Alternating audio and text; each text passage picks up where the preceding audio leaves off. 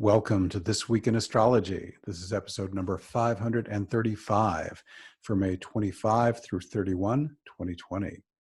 What's new this week? We have a Mars-Uranus sextile that's ideal for taking immediate action on your intuitive hits. We also have a Sun-Chiron sextile that harmoniously supports mentoring and healing, in addition to 5 bonus aspects that are not in my written forecasts. So you can get the show notes at astroshaman.com/535. More on that later.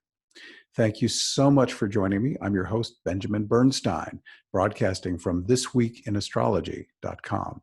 I simultaneously record these weekly forecasts as an audio podcast and a video, so you can choose whichever format you prefer. The video, and I also leave in errors, such as the one I just made. The video version includes my chart graphics for things like lunations and aspect patterns, although there won't be any graphics this time, no major events this week. You can also see these graphics if you read my forecast online. Just go to astroshaman.com, click blog on the menu bar, and then choose the astrology forecasts category. Please do leave me a rating, review, or comment wherever you're getting this episode so that others like you can find it. What's old as we come into this week, we've got a waning moon. We have 4 retrograde planets. Most importantly, Venus is retrograde through June 25th. Longer term retrogrades, Jupiter through September 12th, Saturn through September 29th, and Pluto through October 4th. We also have a grand trine continuing through June 1st. That's with the Sun, Juno, Pallas, and Saturn, and I spoke about its meaning last time. Let's get on to what's happening now. Monday, May 25th. Now, I do apologize. I'm actually recording this on Tuesday, the 26th. My dear friend Spirit Song had a stroke yesterday, and that kind of gummed up my timing.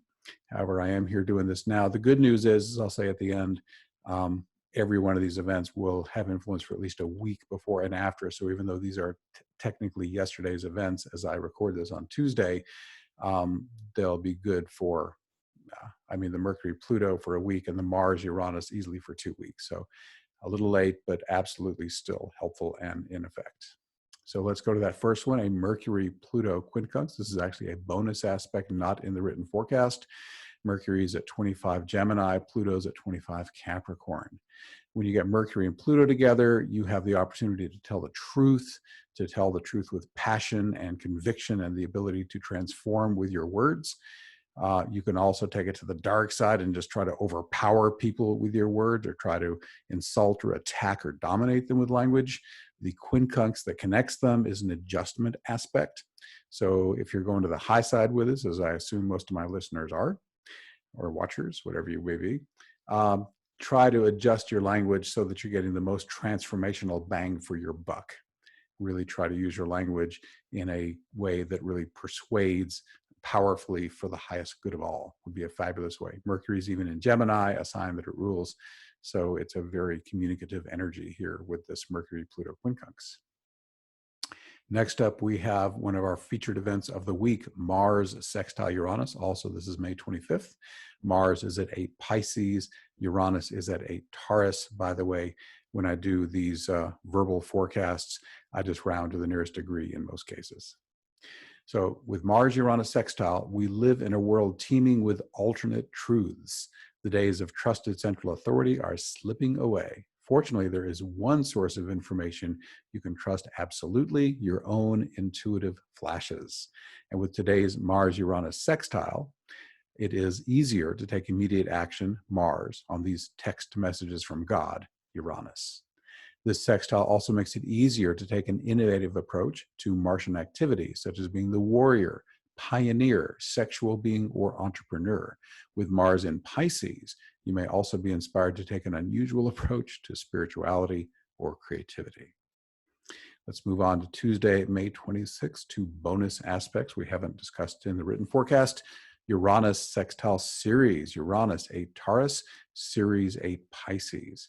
Ceres is such an interesting asteroid goddess. She has 2 radically different definitions, it seems. They first seem unrelated, and then you get how they really play together. One, the more positive seeming aspect of Ceres is abundance, harvest. She's the grain goddess, also known as Demeter. But also Ceres and Demeter, whichever name you want to call her. There's a famous myth with her and Persephone and Pluto. Ceres is the mother, Persephone is the beautiful daughter. Pluto wants her, he abducts her to the underworld, and Ceres just mourns endlessly for months, and nothing grows, and the whole world is in danger of starving to death because there's no grain growing. So a compromise has to be worked out. Persephone, the daughter, is allowed to come back for half the year, and that's spring and summer. And then the other half of the year, she goes down to be with Pluto, and that is winter and fall. And I somehow jumped to my graphics. Here we are again. So basically, you might say, well, what does this have to do with each other? What does abundance and prosperity have to do with the dark side of Ceres, which would be shadow work and sorrow and release and return? And my experience with this has been, having done lots of shadow work over a lot of years, is that you have a flow from the divine. And if you have a lot of shadow work undone, then that tube is clogged. Think of it like an artery that's largely clogged up with plaque. And only so much divine juice can get through that tiny little cramped tube. You do your shadow work, it starts to clear the tube widens, the crud gets away, the tube itself is actually quite large, and the more that stuff gets flushed away with your shadow work, the more energy can come in, including the energy of abundance. So do your shadow work well, and your abundance can show up. So that's Ceres on her own.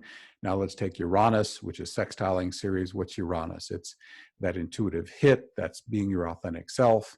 Uranus also is the bringer of sudden radical change. So this says, if you are doing your shadow work well, dealing with your sorrows and challenging situations, then fortune can strike suddenly and out of the blue, like a lightning strike.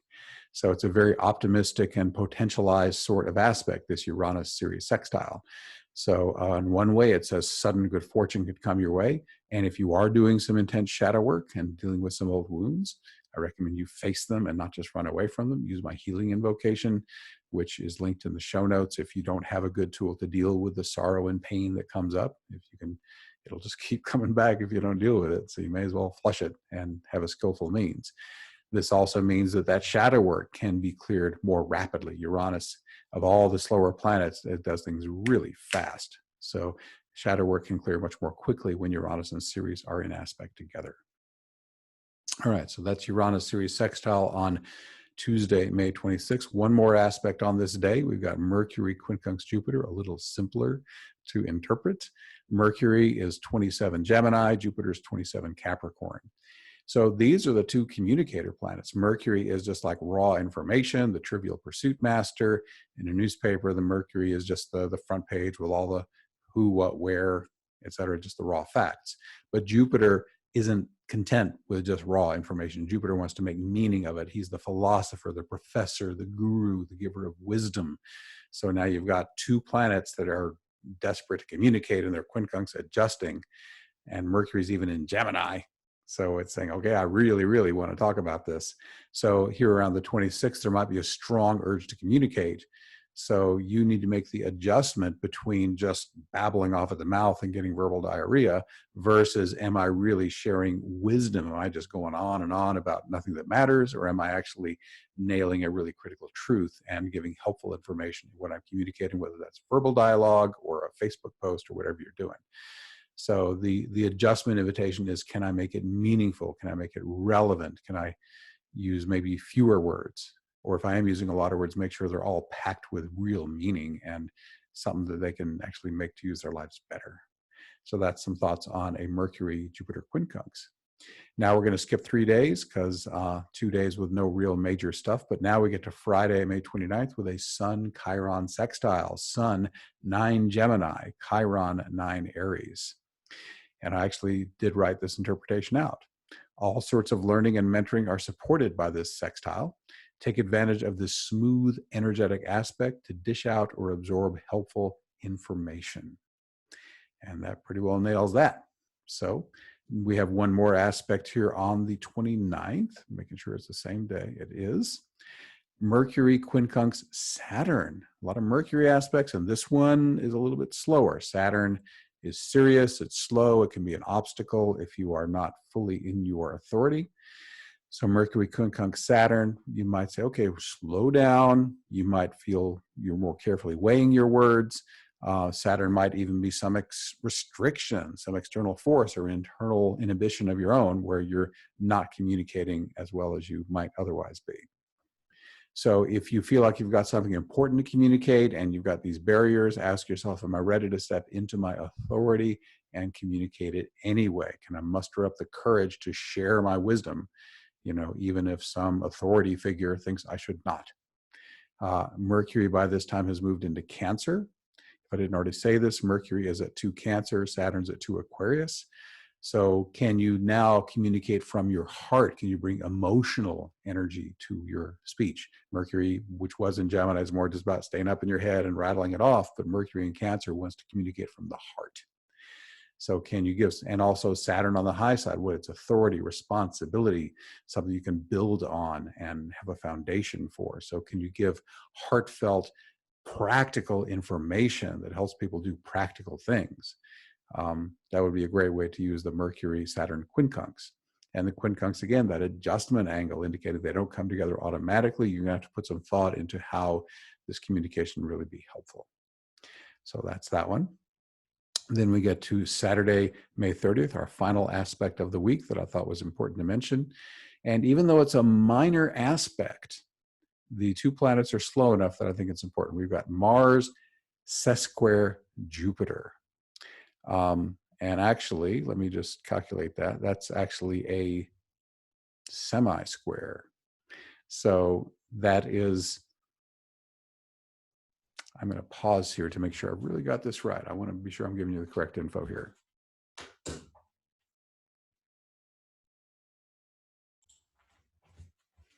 Okay, I'm back. I just wanted to really be sure that I was giving you the correct data here. I'd rather pause and then get it wrong. This is a semi-square 45 degrees between Mars and Jupiter.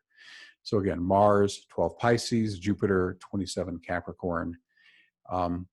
When you, and the semi-square is 45 degrees, that's like half a square, minor hard aspect.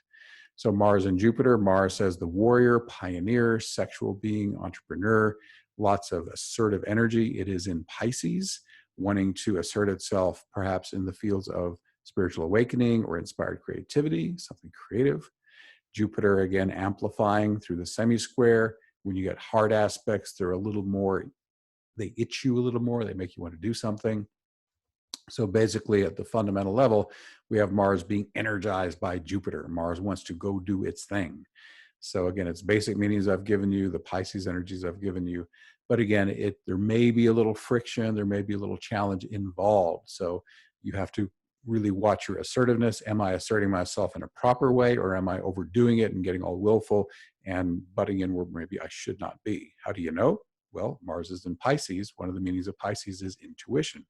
Now, Piscean intuition is a little bit different than the Uranian intuition I was discussing earlier. Uranian intuition or Aquarius intuition is like just lightning strike flash, you just know it. Pisces intuition is more like the flow, the waterfall. It just comes in steadily and naturally. So if you have enough connection with your higher self to just feel intuitively, not just act impulsively, it's okay, hold on, let me see what my inner guidance says. What does it say? And if you want the simplest way, I know, the simplest method of dowsing for a yes or no answer, just stand like this, balance where you could easily lean forward or back and ask your higher self, show me a yes. And for most people, that's a lean forward, and say, show me a no, and it'll lean you backwards.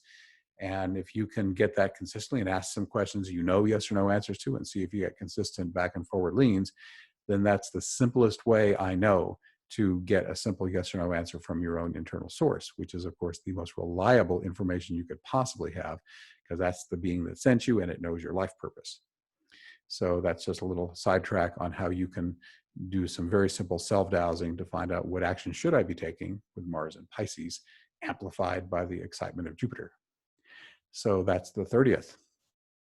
And now let's throw some announcements in here. This is a new announcement. Would you like your artistic creativity to blossom like never before? Would you like to develop a solid devotional and creative practice that'll give you the focus, confidence, and power to bring your divine inspirations to life? Then you will want to know about Paint, Pray, Flow. It's a free interview series that starts June 1st. It's hosted by my friend Alexis Cohen. She is a visionary artist, creativity mentor, and shamanic practitioner. Paint, Pray, Flow brings together more than 25 artists, healers, teachers, and visionaries, including me. We'll share creative wisdom, tools, and hands-on techniques that will help you connect to your muse like never before. Wherever you are in the world of creativity and spirituality, from newbie to seasoned pro, this series will help you collaborate with divine love to take your creativity to the next level. Catch the link in the show notes. Also, you can catch the replay of my appearance on the Alara Canfield show, which I did last week. The topic is Delegate Your Healing to Your Higher Self. In this free show, you can learn a simple invocation that could rapidly clear emotional or physical challenges you've had for years. I will guide you through the process so you can experience it for yourself, and you can understand how you might be processing heavy energy for others and the reward you'll receive for doing so. It's one of my juiciest guest appearances ever. The feedback has been extremely positive. Check it out now while the replay is still available. The link is in the show notes. Further opportunity. Everyone is welcome to participate in most Awakening Plus calls for free. Here are micro descriptions of the 2 May online events that are left. Let me just give you the time. I just added this one today. It's for this Thursday, May 28th. It's Individual Healings at 8 p.m. Eastern Daylight Time. This is inspired by Lynn McTaggart's Power of 8 process, although we do a little different, but it absolutely works. This call features a single person receiving healing energy from the entire group. Several people receive healing on each of these calls, and amazingly, the senders often receive more benefit than the receivers. I was inspired to do this because my dear friend Spirit Song has had a stroke. She had it yesterday morning. As I record this, it was Monday morning on Memorial Day. She's doing okay, but she's not out of the woods yet, so we're going to put her in the middle first. She'll be, in the hospital isolated, but we'll put her energetically into the field, and we'll start with her. Then volunteers can show up, and each person on the live call who wants to be in the middle, we'll ask them what healing they want or what they want energized. We'll do it. And these are amazing processes because as soon as the group starts holding the healing, the energy rises, it peaks, and then it holds back. These average about maybe 10 minutes for each person. So we'll be able to work a few people in. And even if you come on the call on the replay afterward, if you're an Awakening Plus member, you can get amazing energy from these things. Anyhow, so that's that call. Then we're going to do our regular weekly New Earth support call. That's going to be Saturday at noon Eastern Daylight Time. As usual, we will create our sacred container, invoke embodied awakening, and then flow energy to support the more awakened new earth currently blossoming. The divine always rewards us with personal spiritual upgrades and profound bliss. Awakening Plus features at least 3 live streaming events each month, although I'm currently offering many more to support you during the pandemic. Most events are open to everyone for free. The archive of over 230 transformative events, accountability partners, and the forum are available exclusively to Awakening Plus members. You can learn more at awakeningplus.com. Thank you for being here. Once again, I'm Benjamin Bernstein with astroshaman.com. I can serve you with astrology readings, shamanic healing, awakening activation, astrological event timing, and one-of-a-kind life coaching. All of my one-on-one services are equally effective in person or long distance. And during the pandemic, I have dropped my rates significantly because so many people are experiencing financial hardship. I also offer an unbeatable price on SolarFire, the #1 astrology software for Windows. I've used it for years. It's amazing. And as mentioned, I run the Awakening Plus online membership for spiritual support. You can learn all about this and more at astroshaman.com. So you can learn all about this stuff and more in the show notes. To see them, go to astroshaman.com/535. Again, astroshaman.com/535. Please reach out if you have any questions. My email is info@astroshaman.com. My number for voice and text, 828-338-9852. Once again, 828-338-9852. I would love to connect with you. We are wrapping up. Once again, please leave me a rating, review, or comment wherever you're getting this episode so that others like you can find it. This Week in Astrology is honored to be chosen as one of the internet's top 10 astrology podcasts. Check out our website where you can hear the show and subscribe to podcast updates. You can also do a single sign up for 2 great opportunities, chances to win a free consultation and have your chart interpreted on the show. Go to thisweekinastrology.com. You'll be redirected to the appropriate area of astroshaman.com. Whatever your sun sign, my forecast can help you make the best use of the current astrological energies. All dates and times are in the U.S. Eastern Time Zone. Events are most powerful on the dates listed, but their influence will be active for at least a week before and after. Everyone's affected by these global transits, but you'll be most powerfully impacted when moving planets activate sensitive points in your natal chart. Discover how these transits will personally affect you by booking a session with me. Learn more by going to astroshaman.com. Services in the menu bar. Use Astrology Plus from the drop down. By the way, the eclipses are coming. We got 3 eclipses, 2 in June, 1 in July. It's going to hit up over a third of your chart. So if you want to know how those eclipses are going to affect you, it's good timing to get a session right about now. Thank you again for spending this time with me. Stay safe, stay healthy. I wish you infinite blessings as the stars light your way.